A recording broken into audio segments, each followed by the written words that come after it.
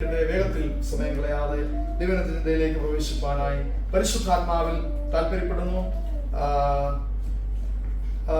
കൃപാവരങ്ങളെ കുറിച്ചാണല്ലോ നാം ചിന്തിച്ചുകൊണ്ടിരിക്കുന്നത്. രണ്ട് കൃപാവരങ്ങളെ കുറിച്ച് നാം ചിന്തിച്ചു എന്ന് ഞാൻ കരുതുന്നു, അല്ലെ? ഒന്ന് പ്രവചനം, അല്ലെ? പ്രവചനവരത്തെ കുറിച്ച് ചിന്തിച്ചു. രണ്ടാമത്തെ ജ്ഞാനത്തിന്റെ വചനം എന്നതിനെ കുറിച്ച് ചിന്തിക്കുകയുണ്ടായി, അല്ലെ? പ്രവചനത്തിന്റെ കുറച്ചൊരു അരമണിക്കൂർ സംസാരിക്കാനുള്ള പെൻഡിങ്ങും ജ്ഞാനത്തിന്റെ വചനത്തിന്റെ ഒരു അരമണിക്കൂർ പെൻഡിങ് കിടപ്പുണ്ട്. അത് രണ്ടും കൂടെ മിക്സ് ചെയ്ത് ഏതെങ്കിലും ഒരു ദിവസം നമുക്ക് ചിന്തിക്കാനായിട്ട് ദൈവകൃപയിൽ ശരണപ്പെടുന്നു. ഇന്ന് നമുക്ക് അധികം നമ്മൾ പഠിക്കാത്തതായിട്ടുള്ള എന്നാൽ നമുക്ക് അറിയാവുന്നതുമായിട്ടുള്ളൊരു കൃപാവരത്തെ കുറിച്ചാണ് ദൈവത്തെ ചിന്തിപ്പാൻ ആഗ്രഹിക്കുന്നത്. ആത്മാക്കളുടെ വിവേചനം എന്നുള്ള വരത്തെ കുറിച്ച് നാം ചിന്തിക്കുവാൻ ആഗ്രഹിക്കുന്നു. 1 കൊരിന്ത്യർക്ക് എഴുതിയ ലേഖനം 12-ാം അധ്യായത്തിന്റെ 10-11 വാക്യങ്ങൾ പ്രാരംഭമായി നമുക്ക് വായിക്കാം. 1 കൊരിന്ത്യർ 12-ാം അധ്യായത്തിന്റെ 10-11 വാക്യങ്ങൾ. മറ്റൊരുവന് വീര്യപ്രവൃത്തികൾ, മറ്റൊരുവന് പ്രവചനം, ആ വാക്യം ശ്രദ്ധിക്കുക. മറ്റൊരുവന് ആത്മാക്കളുടെ വിവേചനം. രോഗശാന്തിക്കുള്ള വരമുണ്ട്, വിശ്വാസവരമുണ്ട്, പ്രവചനവരമുണ്ട്, വിവേചനവരമുണ്ട്, അല്ലെ? വായിച്ചോട്ടെ. പലവിധ ഭാഷകൾ സംസാരിക്കാനുള്ള കഴിവ്, ഭാഷകളുടെ വ്യാഖ്യാനം ചിലർക്ക് കൊടുക്കുന്നു. എന്നാൽ ഇതെല്ലാം പ്രവർത്തിക്കുന്നത് താൻ ഇച്ഛിക്കും പോലെ അവനവന് അതത് വരം പകുത്തു കൊടുക്കുന്ന ഒരേ ആത്മാവ് തന്നെ. ഇതാരാ പകുത്തു കൊടുക്കുന്നത്? പരിശുദ്ധാത്മാവ്, അല്ലെ? ഇച്ഛിക്കുന്നത് പോലെ അവനവന് വേണ്ടത് പകുത്തു കൊടുക്കുന്ന പരിശുദ്ധാത്മാവ്. ഒരേ ആത്മാവ് തന്നെയാണ് കൃപാവരങ്ങൾ. അനവധി കൃപാവരങ്ങൾ ഓപ്പറേറ്റ് ചെയ്യുവാൻ ദൈവം അനുവദിക്കുന്ന ദേവദാസന്മാരുണ്ട്. രോഗശാന്തി വരമുള്ളവര് തന്നെ ഭൂതങ്ങളെ പുറത്താക്കുന്ന വരം അല്ലെങ്കിൽ പ്രവചനവരം, പ്രവചനത്താൽ ഉപയോഗിക്കപ്പെടുന്നവരുണ്ട്. ഒന്നിലധികം വരങ്ങളാൽ ഉപയോഗിക്കപ്പെടുന്ന അഭിഷിക്തന്മാർ, ദേവദാസന്മാരുണ്ട്. എന്നാൽ ഒരു വരത്തിൽ മാത്രം കോൺസെൻട്രേറ്റ് ചെയ്ത് അവരെ പരിശുദ്ധാത്മ ഉപയോഗിക്കുന്ന അഭിഷിക്തന്മാരുണ്ട്. പക്ഷെ ഇതെല്ലാം നൽകുന്നത് ആരാ? അവനവന് ഇച്ഛിക്കുന്നവണ്ണം പകുത്തു കൊടുക്കുന്ന പരിശുദ്ധാത്മാവാണ് ഇതിന്റെ പിന്നിൽ നമുക്ക് മനസ്സിലാക്കാൻ കഴിയും. ഇപ്പോൾ നമ്മൾ പ്രവചനവരത്തെ കുറിച്ച് ചിന്തിച്ചു. അതിനുശേഷം ജ്ഞാനത്തിന്റെ വചനത്തെ കുറിച്ച് നമ്മൾ ചിന്തിച്ചു. അതിനുശേഷം ആത്മാക്കളുടെ വിവേചനത്തെ കുറിച്ചാണ് ചിന്തിക്കുന്നത്. ആത്മാക്കളുടെ വിവേചനം ഒരു ദൈവസഭയെ സംബന്ധിച്ച്, അഭിഷക്തന്മാരെ സംബന്ധിച്ച് ഏറ്റവും പ്രാധാന്യം അർഹിക്കുന്ന ഒന്നാണ്. കാരണം ഈ കാലഘട്ടത്തിൽ പല വിധത്തിലുള്ള ശുശ്രൂഷകൾ നമുക്ക് കാണാൻ കഴിയുന്നുണ്ട്, അല്ലെ? ഇത് ദൈവത്തിൽ നിന്നാണോ പൈശാചികമാണോ മാനുഷികമാണോ എന്നൊക്കെ കൺഫ്യൂഷൻ ഉണ്ടാകുന്ന ഒരു കാലഘട്ടത്തിലാണ് നാം ജീവിക്കുന്നത്. പല ശുശ്രൂഷകൾ നമുക്ക് ഇന്റർനെറ്റിലും യൂട്യൂബിലും ഒക്കെ പലതരത്തിലുള്ള ശുശ്രൂഷകൾ കാണാൻ കഴിയുന്നുണ്ട്. ഈ ശുശ്രൂഷകളോടുള്ള ബന്ധത്തിലാണ് ദൈവം പകർന്നു തന്നിരിക്കുന്ന ആത്മാക്കളുടെ വിവേചനമെന്ന വരത്തിന്റെ പ്രയോജനം അവിടെയാണ് കാണുന്നത്. ഒരുവൻ ശുശ്രൂഷിക്കുമ്പോൾ അല്ലെങ്കിൽ ഒരു ശുശ്രൂഷ നമുക്ക് കാണുമ്പോൾ അതെങ്ങനെ, അതിന്റെ ഉറവിടം എന്താണെന്ന് പരിശുദ്ധാത്മാവ് നമുക്ക് വെളിപ്പെടുത്തി തരുന്നതാണ് ആത്മാക്കളുടെ വിവേചനം. നടക്കുന്ന ശുശ്രൂഷ അല്ലെങ്കിൽ ശുശ്രൂഷിക്കുന്ന വ്യക്തി മാനുഷികമായിട്ടാണോ സംസാരിക്കുന്നത്, പരിശുദ്ധാത്മാവിലാണോ സംസാരിക്കുന്നത്, അല്ലെങ്കിൽ ഭൂതങ്ങളുടെ ആത്മാവിലാണോ സംസാരിക്കുന്നത്, ദുരാത്മാവിലാണോ സംസാരിക്കുന്നത് ഒക്കെ വിവേചിപ്പാനുള്ള വരത്തെ പരിശുദ്ധാത്മാവ് പകരും. അതാണ് ആത്മാക്കളുടെ വിവേചനം. ആവശ്യമാണോ സഭയിൽ? ആവശ്യമാണ്, അല്ലെ? തീർച്ചയായിട്ടും ആവശ്യമായിട്ടുള്ള കാര്യമാണ്. മറ്റെല്ലാ വരങ്ങളെക്കാളും ഞാൻ ചിന്തിക്കുന്നത് അത്യാവശ്യമായിട്ടിരിക്കുന്ന വരമാണ്, അല്ലെ? ശുശ്രൂഷിക്കുന്ന വ്യക്തി അല്ലെങ്കിൽ നമ്മൾ ശുശ്രൂഷിക്കുന്ന സഭ, അവിടുത്തെ അന്തരീക്ഷം, അല്ലെങ്കിൽ നമ്മൾ പോകുന്ന ഒരിടം, ഒരു ഭവനമായിക്കൊള്ളട്ടെ, ഒരു സഭയായിക്കൊള്ളട്ടെ, അവിടുത്തെ അന്തരീക്ഷത്തെ കുറിച്ചുള്ള ഒരു വിവേചനം, അല്ലെ? ചില ഭവനങ്ങളിലൊക്കെ ചെന്നാൽ തന്നെ നമുക്കറിയാം ഒരു ഇരുട്ടിന്റെ അവസ്ഥ, അല്ലെ? ഒരു ഫീല് വരും നമുക്ക്, അല്ലെ? ചില ഭവനങ്ങൾ ചെല്ലുമ്പോൾ നമ്മൾ അറിയാതെ തന്നെ അന്യഭാഷ. ഞാനൊരു പ്രാവശ്യം പറഞ്ഞാണ് തോന്നുന്നില്ല, ഞങ്ങളൊരു പാസ്റ്ററെ കാണാൻ പോയി. ഞങ്ങൾ അദ്ദേഹത്തോട് നോർമൽ ടോക്കാ ചെയ്യുന്നു, ഒന്നും സംസാരിക്കുന്നില്ല, പ്രാർത്ഥിക്കുന്നില്ല, ഒന്നും സംസാരിക്കുന്നില്ല. പക്ഷെ അദ്ദേഹത്തിന്റെ സാമീപ്യം, അദ്ദേഹം അടുത്തിരുന്നപ്പോൾ, സംസാരിച്ചു തുടങ്ങിയപ്പോൾ, വർഷങ്ങൾക്ക് മുമ്പാ ഞാൻ വിശ്വാസം വന്ന സമയത്ത് അദ്ദേഹം അടുത്തിരുന്നപ്പോൾ, സംസാരിച്ചു തുടങ്ങിയപ്പോൾ ഞങ്ങളുടെ ശബ്ദം മാറി. ആരാധിക്കുന്നില്ല, പ്രാർത്ഥിക്കുന്നില്ല, പക്ഷെ അന്യഭാഷ വരാൻ തുടങ്ങി. അദ്ദേഹത്തിന് അന്യഭാഷ വരാൻ തുടങ്ങി, ഞങ്ങൾക്ക് അന്യഭാഷ വരാൻ തുടങ്ങി. എന്താ കാര്യം? ആ ആത്മീയ അന്തരീക്ഷത്തിൽ ആ ഭവനം ഇങ്ങനെ തിങ്ങി നിൽക്കുക, ആ ദൈവദാസൻ അതുപോലെ നിൽക്കുകയാണ്. അപ്പോൾ വിവേചനം, അതായത് പരിശുദ്ധാത്മാവിലാണോ അത് സംസാരിക്കുന്നത്, മനുഷ്യാത്മാവിലാണോ? ഒരു പ്രസംഗം കേൾക്കുമ്പോൾ, അല്ലെങ്കിൽ ഒരു ദൂത് കേൾക്കുമ്പോൾ, ഒരു പ്രവചനം കേൾക്കുമ്പോൾ അദ്ദേഹം മനസ്സിൽ നിന്ന് അല്ലെങ്കിൽ കയ്യിൽ നിന്നിട്ട് പറയാൻ നമ്മൾ പറയും, അല്ലെ? മനസ്സിൽ നിന്ന് പറയുന്നതാണോ, മനുഷ്യന്റെ ആത്മാവിൽ നിന്ന് വന്നതാണോ, ദൈവത്തിന്റെ ആത്മാവിൽ വന്നതാണോ അതോ ദുരാത്മാവ് നമ്മുടെ റൂട്ട് മാറ്റുവാൻ, വഴിതെറ്റിക്കാൻ ചിലരെ ഉപയോഗിക്കുകയാണോ എന്നൊക്കെ തിരിച്ചറിയാനുള്ള വരമാണ് ആത്മാക്കളുടെ വിവേചനം എന്ന് പറയുന്നത്. ദൂതുകൾ അല്ലെങ്കിൽ ശുശ്രൂഷകൾ 3 രീതിയിൽ വെളിപ്പെടാം. അത് ഞാൻ പറഞ്ഞു. മനുഷ്യന്റെ ആത്മാവ്, ദൈവത്തിന്റെ ആത്മാവ്, സാത്താന്റെ ആത്മാവ്, ദുരാത്മാവിൽ സംഭവിക്കാം. അതിന് വളരെ മനസ്സിലാക്കുവാൻ പറ്റുന്ന ഒരു വേദവചന ഭാഗമാണ്, നമുക്ക് എല്ലാവർക്കും സുപരിചിതമായ ഭാഗമാണ്. അപ്പോസ്തലപ്രവൃത്തികൾ 16-ാം അധ്യായത്തിന്റെ 16 മുതൽ 18 വരെയുള്ള വാക്യങ്ങൾ വായിക്കാം. അപ്പോസ്തലപ്രവൃത്തികൾ 16-ാം അധ്യായത്തിന്റെ 16 മുതൽ 18 വരെ. ഞങ്ങൾ പ്രാർത്ഥനാ സ്ഥലത്തേക്ക് ചെല്ലുമ്പോൾ വെളിച്ചപ്പാടത്തിയായ ലക്ഷണം പറഞ്ഞ് യജമാനന്മാർക്ക് വളരെ ലാഭം വരുത്തുന്ന ഒരു ബാല്യക്കാരത്തി ഞങ്ങളെ ഒരു വെളിച്ചപ്പാടത്തിക്കാരി ഉണ്ടായിരുന്നു. അവളുടെ ശുശ്രൂഷയുടെ പ്രത്യേകത എന്താണ്? അവൾക്ക് യജമാനന്മാർക്ക് വളരെ ലാഭം വരുത്തുന്ന ഒരു സ്ത്രീ ആയിരുന്നു. യജമാനന്മാരാണ് ആ ലാഭം കൊയ്തുകൊണ്ടിരുന്നത്. പക്ഷെ ഇവളുടെ മേലെ ഒരു ആത്മാവ് ഉണ്ടായിരുന്നു. ദേവദാസന്മാർ പോയപ്പോൾ എന്താ സംഭവിച്ചത് വായിച്ചു അറിയാവുന്ന ഭാഗം. അവൾ പൗലോസിന്റെയും ഞങ്ങളുടെയും പിന്നാലെ വന്നു. ഈ മനുഷ്യൻ അത്യുന്നതനായ ദൈവത്തിന്റെ ദാസന്മാർ രക്ഷാമാർഗം നിങ്ങളോട് അറിയിക്കുന്നവർ എന്ന് വിളിച്ചു. രക്ഷാമാർഗം നിങ്ങളോട് അറിയിക്കുന്നവർ അല്ലേ? നമുക്കറിയാം, സ്കേവയുടെ 7 പുത്രന്മാർ പിശാചിനെ പുറത്താക്കാൻ പോയപ്പോൾ അവരോട് പിശാച് പറയുന്ന ഭാഗമാണ്, പൗലോസിനെ ഞങ്ങൾക്ക് പരിചയമുണ്ട് അല്ലേ? പൗലോസിനെ ഞങ്ങൾക്കറിയാം, യേശുവിനെ ഞങ്ങൾക്കറിയാം, പൗലോസിനെ പരിചയമുണ്ട്, നിങ്ങൾ ആരാ? അപ്പൊ നമ്മെ വ്യക്തമായി അറിയുന്ന ദുരാത്മാക്കൾ, സാത്താന്യ വ്യാപാരങ്ങളുണ്ട്. പൗലോസിന്റെ പേരറിയാമായിരുന്നു, യേശുവിനെ അറിയാമായിരുന്നു. സ്കേവയുടെ പുത്രന്മാരെ അറിയത്തില്ല. യേശുവിന്റെ നാമം ചൊല്ലി ഭൂതങ്ങളെ പുറത്താക്കാൻ പോയതാ. പക്ഷേ സ്കേവയുടെ പുത്രന്മാരെ കുറിച്ച് പിശാചിനെ അറിയത്തില്ലായിരുന്നു. അവരുടെ മേൽ വ്യാപരിച്ചിരുന്ന അഭിഷേകം, അവരുടെ അഭിഷേകം ഇല്ലെന്നുള്ളത് പിശാച് തിരിച്ചറിഞ്ഞു. ഇത് പൗലോസിനെ ഭയമായിരുന്നു, യേശുവിനെ ഭയമായിരുന്നു. അപ്പോൾ പേരുകൾ വ്യക്തമായി ആർക്കറിയാം? പ്രാർത്ഥിക്കുന്ന ഒരാളാണ് നീയെങ്കിൽ, ദൈവത്താൽ ഉപയോഗിക്കപ്പെടുന്ന ഒരാൾ നീയെങ്കിൽ, നിന്റെ പേരും നിന്റെ വീട്ടുകാർക്കുള്ള പേരും നിന്റെ പിള്ളേരുടെ പേരും എല്ലാവർക്കും അറിയാം. സാത്താന് വ്യക്തമായിട്ട് അറിയാം. കാരണം അവന്റെ രാജ്യത്തിന് പ്രതിസന്ധി ഉണ്ടാക്കുന്നവന് മാത്രമാണ് അവന്റെ നോട്ടപ്പുള്ളികൾ. വേറെ ആരെല്ലാം ഇവിടെല്ലാം എന്തെല്ലാം ചെയ്താലും അവന് വിഷയമല്ല. പക്ഷെ അവന്റെ രാജ്യത്തെ അവന്റെ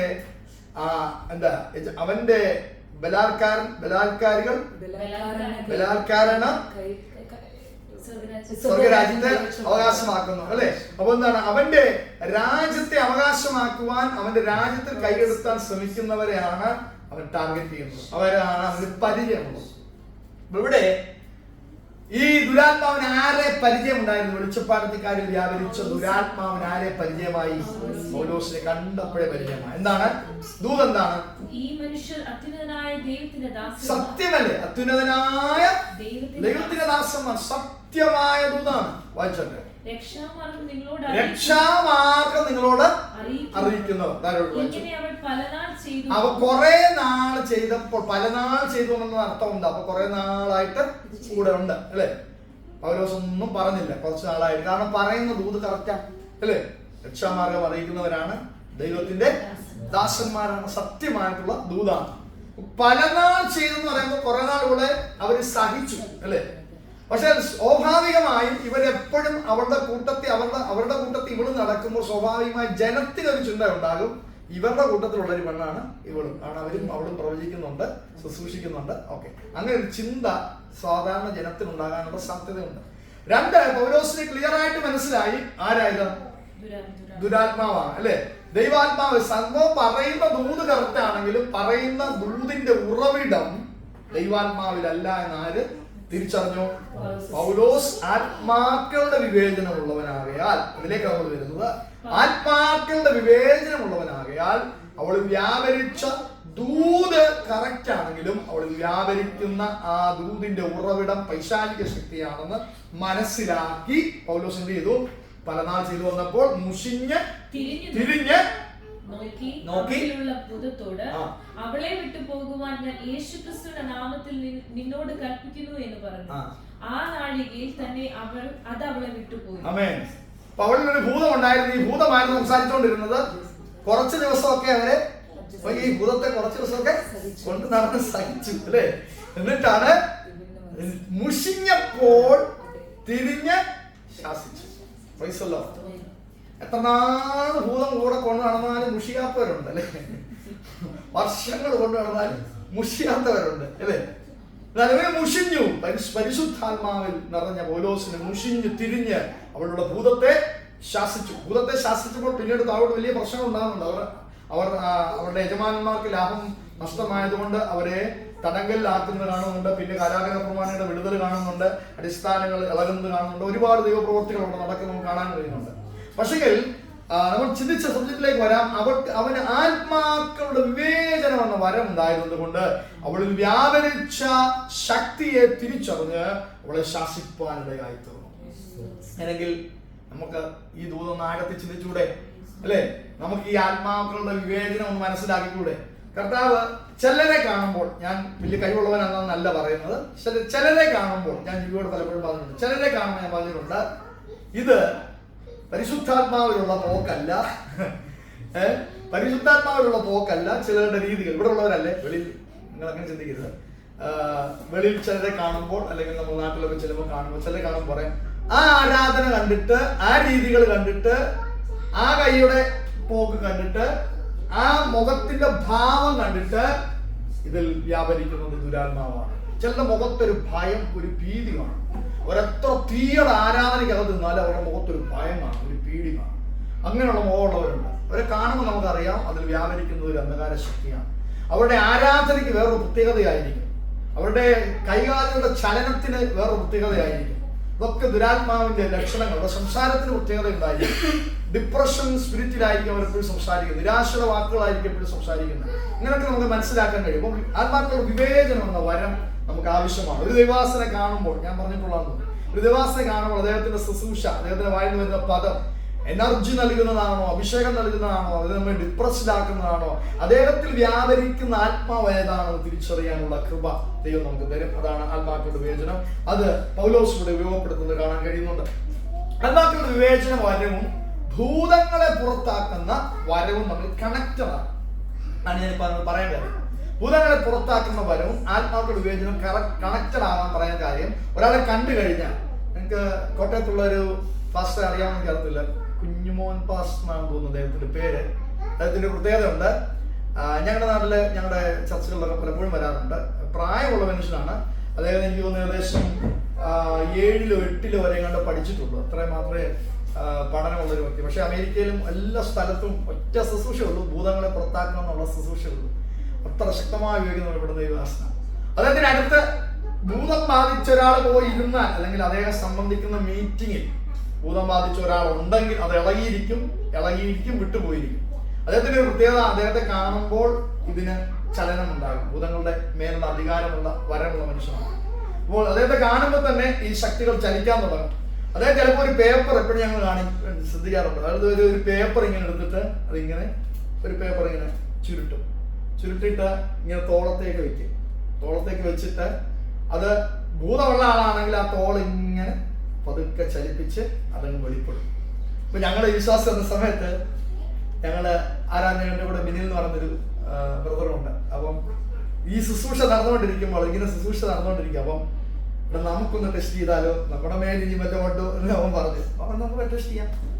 അത് ഞങ്ങൾ പോയി ഇരുന്നിട്ട്, ഞങ്ങൾ അവിടെ ഇരുന്നപ്പോൾ അതെങ്ങനെ പേപ്പർ വെച്ചിട്ട് എന്നിട്ട് പറഞ്ഞിട്ട് പോടാന്ന് പറഞ്ഞു. അപ്പം അത് നമുക്ക് കറക്റ്റായിട്ട് കാണാൻ പറ്റില്ല.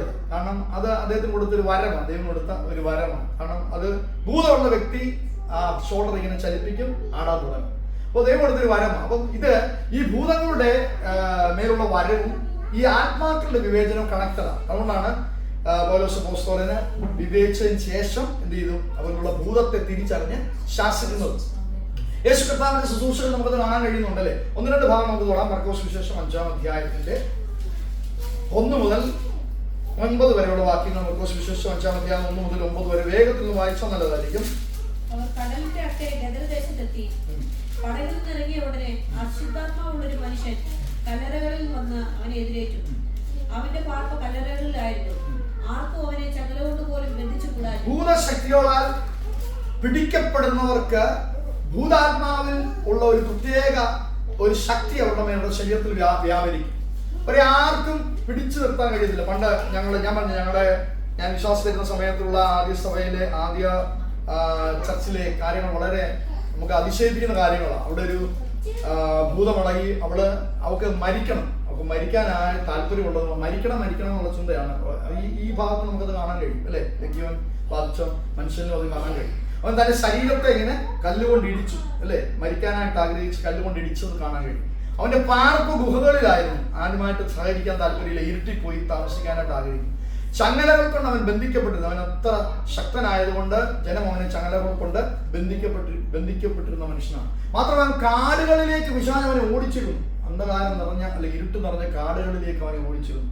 ഒറ്റപ്പെടുത്തുക, ഒതുക്കുക, ഭീഷണിപ്പെടുത്തുക, നിരാശപ്പെടുത്തുക, ഗുഹയിലാക്കുക, കാട്ടിലാക്കുക, ബന്ധിക്കുക, ശരീരം കൊണ്ട് കല്ലിട്ട് മുറിപ്പിക്കുക, ഇതൊക്കെ പൈശാചിക ശക്തിയുടെ പ്രവർത്തനങ്ങളാണ്. അപ്പൊ ഞങ്ങളവിടെ ആരാധനയിടയിൽ ഈ സ്ത്രീയുടെ മേലുള്ള ഭൂതം ഇളകി. എന്നിട്ട് ഈ സ്ത്രീക്ക് മരിക്കണം എന്നുള്ള ആഗ്രഹമാണ്. മരിക്കണമെന്നുള്ള ആഗ്രഹത്തിൽ ഈ സ്ത്രീ വേഗത്തിൽ സഭയിൽ നിന്ന് ഇറങ്ങി പോയിട്ട് അവിടെ വലിയൊരു ഞങ്ങളുടെ മുറ്റത്തൊരു കിണറുണ്ട്, ആ ചർച്ചിന്റെ മുറ്റത്തൊരു കിണറുണ്ട്. ആ കിണറിലേക്ക് എടുത്ത് ചാടാൻ തുടങ്ങി. ഞങ്ങളുടെ വാസപ്പായി പോയി കാലെ പിടിച്ച് കഴിഞ്ഞു. അത്ര സ്പീഡിൽ ഞങ്ങളുടെ സഹോദരങ്ങളെല്ലാം പോയി പിടിച്ചു. കാരണം തിരിച്ചു കൊണ്ടുവന്നിട്ട് പുള്ളിക്കാരി വീണ്ടും കിണത്തിലേക്ക് ചാടാൻ ഓടുകയാണ്. അപ്പോൾ കൊന്നുകളയുവാൻ, തീർത്ത് കളയാനുള്ള, ആ മനുഷ്യ ശരീരത്തെ ഇല്ലാതാക്കാനുള്ള ഒരു ശക്തി അവളുടെ ശരീരത്തിൽ ഭൂതമായി വ്യാപരിച്ചിരുന്നു. ഈ മനുഷ്യന്റെ ശരീരത്തിലും അങ്ങനെ വ്യാപരിച്ചൊരു ശക്തി ഉണ്ടായിരുന്നു ലിഗിയോന്റെ ശരീരത്തിൽ. വേഗത്തിൽ നിന്ന് വായിച്ചു മാറിയാവുന്ന ഭാഗങ്ങളായതുകൊണ്ട് പലപ്പോഴും അവനെ വിലങ്ങും ചങ്ങലയും കൊണ്ട് ബന്ധിച്ചിട്ടും. ചെറിയ പേടി പോലും തോന്നുന്നുണ്ടോ? ഇല്ലല്ലോ. അതോ മഹത്വത്തിന്റെ പ്രത്യാശയായ കർത്താവ് മുന്നിൽ ഇരിക്കുന്നതുകൊണ്ട് ധൈര്യമുണ്ടല്ലോ. ഉണ്ട്. വായിച്ചോ. അവൻ ചങ്ങല വലിച്ചു പൊട്ടിച്ചു. ചങ്ങല കൊണ്ട് കെട്ടിയ അതെന്ത് ചെയ്യും? പൊട്ടിക്കും. നോക്കട്ടെ, ചങ്ങല പൊട്ടിക്കാനുള്ള ശക്തി ഒന്ന് ആലോചിച്ച് നോക്കി. ചങ്ങല പൊട്ടിക്കാനുള്ള ശക്തി ഉണ്ട്. വായിച്ചോട്ടെ. ഒടിച്ചു കളയും വിലങ്ങൊക്കെ അല്ലെ. ആർക്കും അവനെ അടക്കുവാൻ കഴിഞ്ഞില്ല.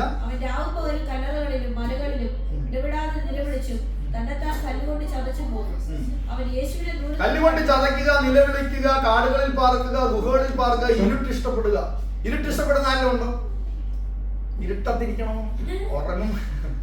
ഉറങ്ങുമ്പോഴല്ല, ഇരുട്ടിഷ്ടപ്പെടുന്ന ആരെങ്കിലും ഉണ്ടോ? എന്തോ സംശയിക്കേണ്ടിയിരിക്കുന്നു. ഇരുട്ടിഷ്ടപ്പെടുന്നുണ്ടെങ്കിൽ അല്ലെ. അപ്പൊ കല്ലറകളിൽ പാർക്കുക, ഗുഹകളിൽ പാർക്കുക.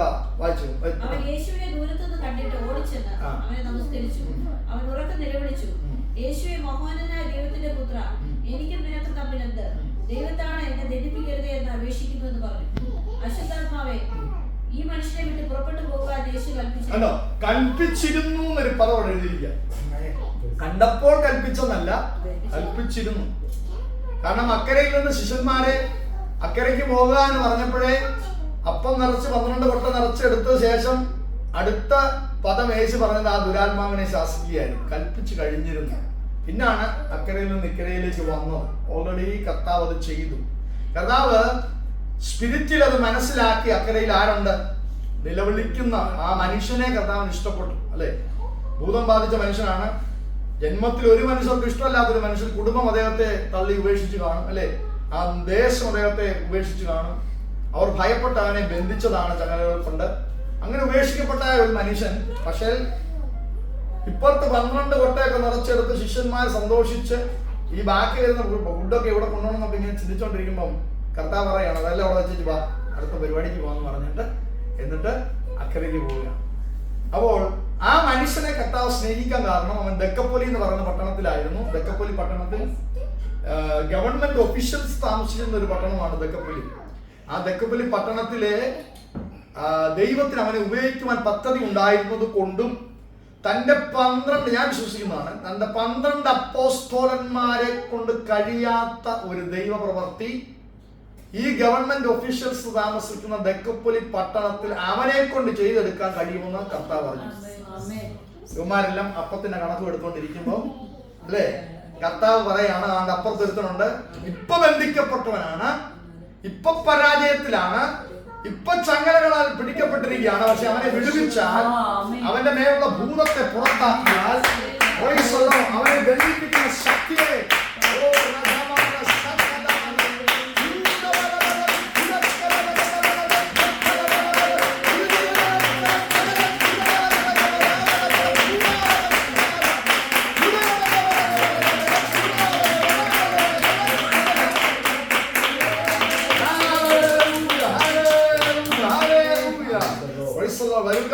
പരിശുദ്ധാത്മാവ് തുടർന്നെങ്കിൽ ആരാധിച്ചോണം.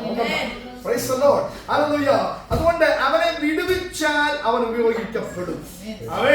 നമ്മെ വിടുവിച്ചാൽ നമ്മ ഉപയോഗിക്കപ്പെടുമെങ്കിൽ ഹല്ലേലൂയ, നമ്മെ ഏതെങ്കിലും മേഖലകളിൽ ഹല്ലേലൂയ ശത്രു തടയുന്നുണ്ടെങ്കിൽ, ഒതുക്കാൻ ശ്രമിക്കുന്നുണ്ടെങ്കിൽ, പരാജയപ്പെടുത്താൻ ശ്രമിക്കുന്നുണ്ടെങ്കിൽ, പരിശുദ്ധാത്മാവിന്റെ ശക്തി നമ്മെ വിടുവിക്കാൻ തീരുമാനിച്ചാൽ നാം ഉപയോഗിക്കപ്പെടുമെന്ന് ദൈവത്തിന് അറിയാം.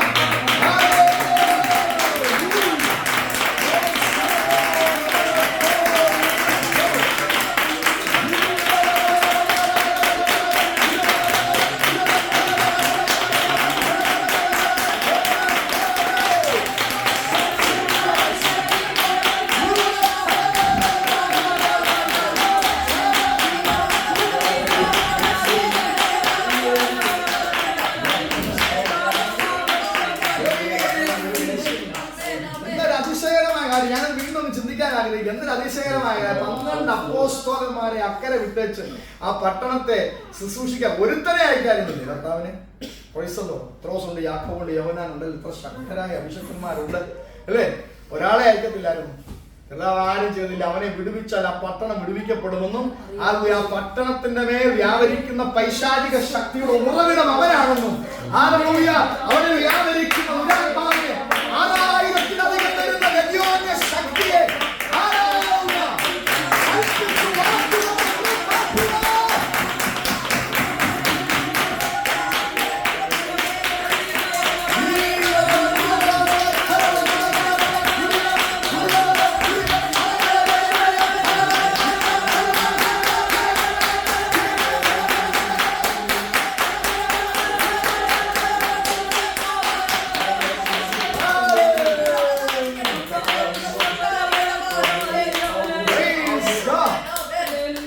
അഭിഷേകത്തിന്റെ ശക്തി കൂടെ നമ്മൾ ചിന്തിക്കണം കേട്ടോ. ഹല്ലേലൂയ. നമ്മുടെ മധ്യ ഒരു ഭൂതം ഇളകിയ അത് നമ്മൾ ഇറങ്ങി ഓടും, അത് വേറെ കാര്യം.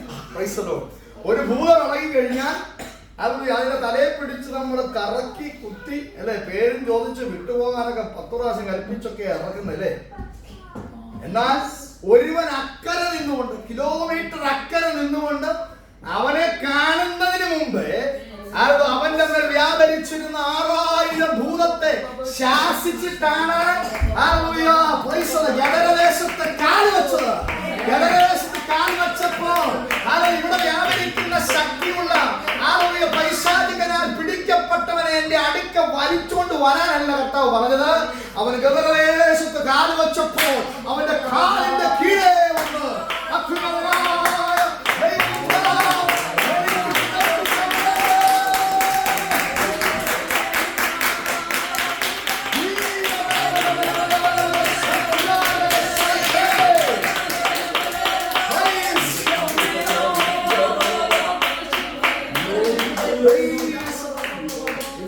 കേട്ടുകൊണ്ട് പോകാനല്ല കർത്താവ് ആഗ്രഹിക്കുന്നത്. ഹല്ലേലൂയ. അവനെ വിശ്വസിക്കുന്നവൻ അവൻ ചെയ്തതിൽ അധികം ചെയ്യുമെങ്കിൽ, ഹല്ലേലൂയ, മഹത്വത്തിന്റെ പ്രത്യാശ ക്രിസ്തു നമ്മിൽ വ്യാപരിക്കുന്നെങ്കിൽ, ഈ ലോകത്തിലുള്ളവനേക്കാൾ വലിയവൻ നമ്മുടെ അകത്തുണ്ടെങ്കിൽ, ഇന്ന് രാത്രി ഒന്ന് വിശ്വസിക്കുക. എന്നെ സമീപിക്കുന്ന ചില വ്യക്തികളുടെ അകത്ത് വ്യാപരിക്കുന്ന ഒടിമുത്തി വാഴുന്ന പൈശാചിക ശക്തികളെ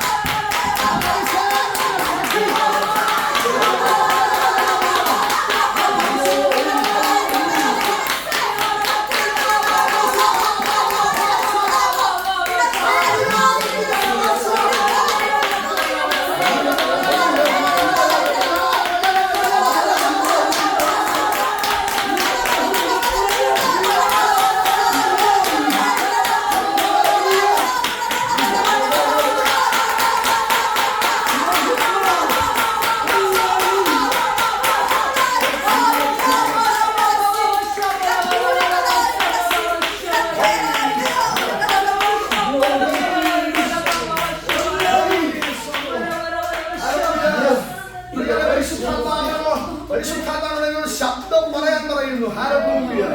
പ്രൈസ് ദി ലോർഡ്. ഒരു പ്രസ്താവന നടത്താൻ പറയുന്നു. ഹല്ലേലൂയ.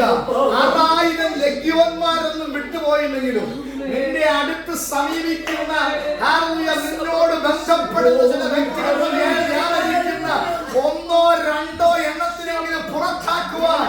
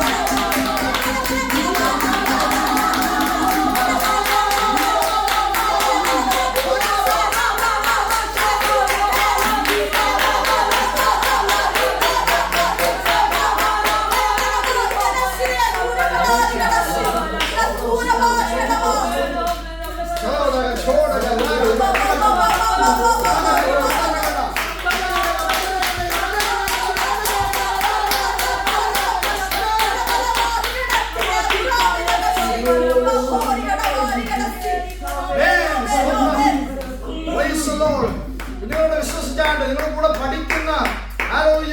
കൂടെ പഠിക്കുന്ന പഠിക്കുന്ന വ്യക്തികളുടെ മേൽ വ്യാപരിക്കുന്ന അവരുടെ കുടുംബങ്ങളുടെ മേൽ വ്യാപരിക്കുന്ന പൈശാചിക ശക്തികളെ തകർക്കുന്ന ഒരു അഭിഷേകം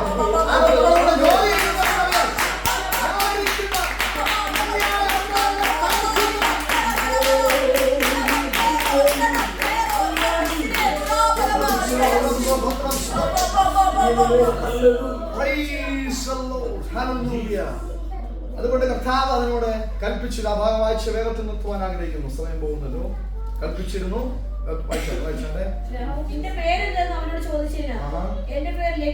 ലെഗിയോൻ എന്ന പദത്തിന്റെ അർത്ഥം 6000. നമുക്കറിയാം ലെഗിയോൻ എന്ന് പറയുന്ന ഒരു സംഖ്യയാണ്. 6000 പേർ. ഓക്കെ, ഞങ്ങൾ പലരാകുന്നു, 6000 പേരുടെ ഒരു കൂട്ടമാകുന്നു ഞങ്ങൾ എന്ന് പറഞ്ഞു.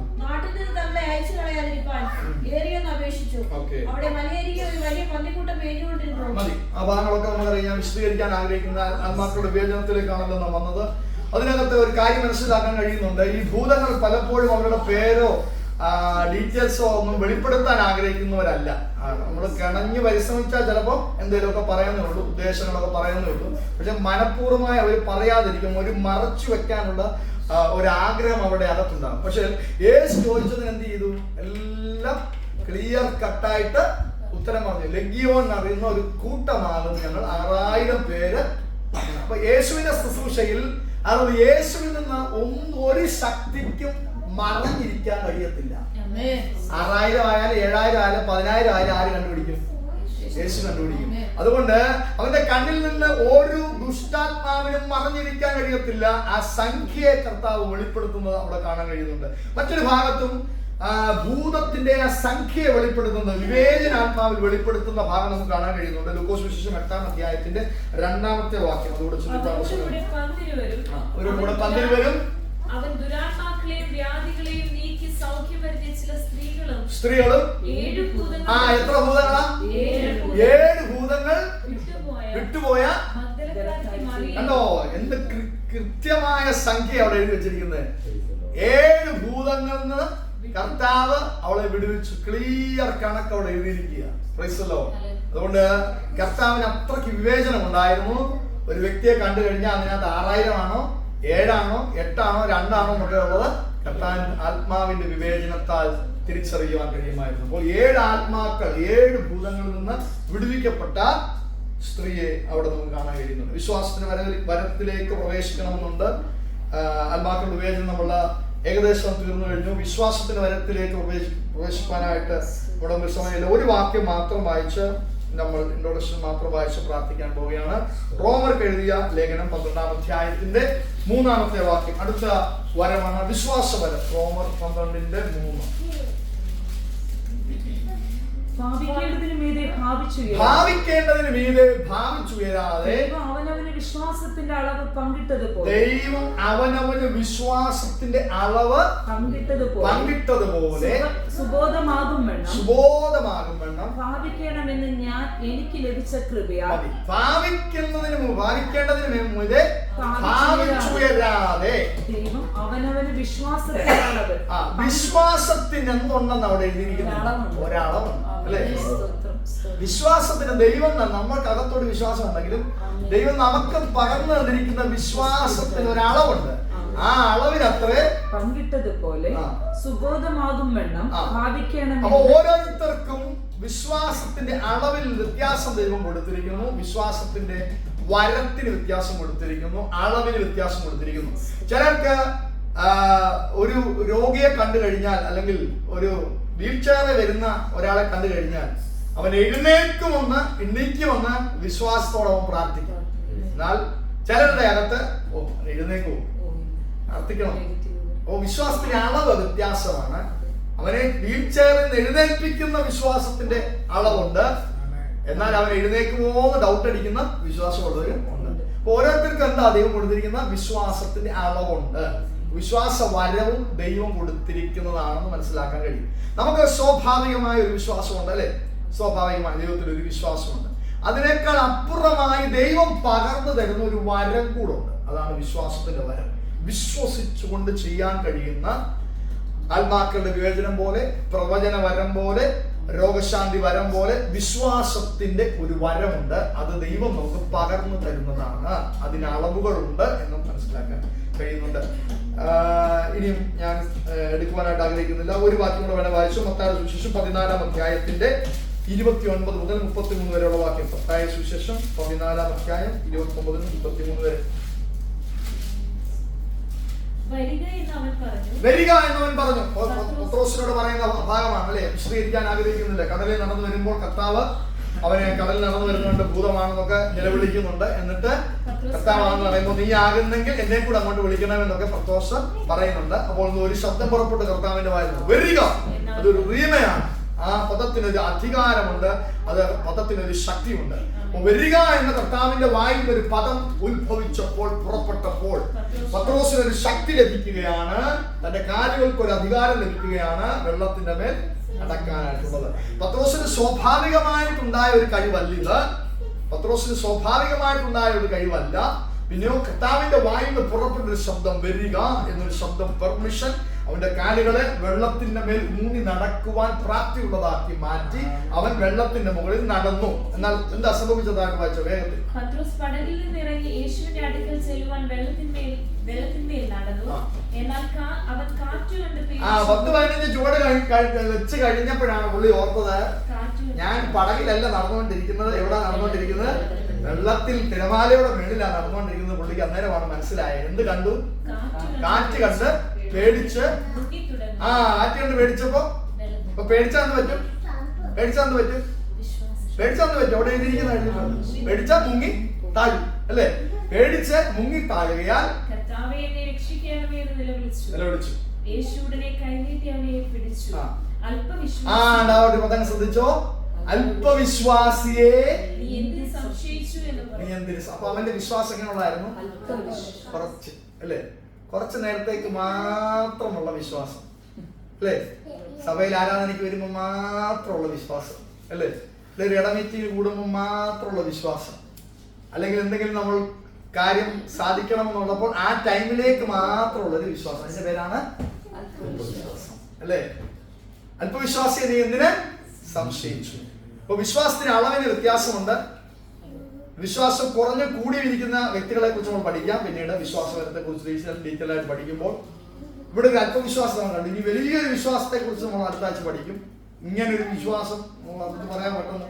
ഇസ്രായേലിൽ പോലും ഒരു വിശ്വാസം കണ്ടിട്ടില്ല അല്ലേ എന്ന് കർത്താവ് പറയുന്നൊരു വിശ്വാസമുണ്ട്. അപ്പൊ ആ വിശ്വാസത്തിന്റെ അളവുകളെ കുറിച്ച് നമ്മൾ പിന്നീട് ചിന്തിക്കും. നമുക്ക് ഞങ്ങളുടെ ദിവസം അടയ്ക്കാം.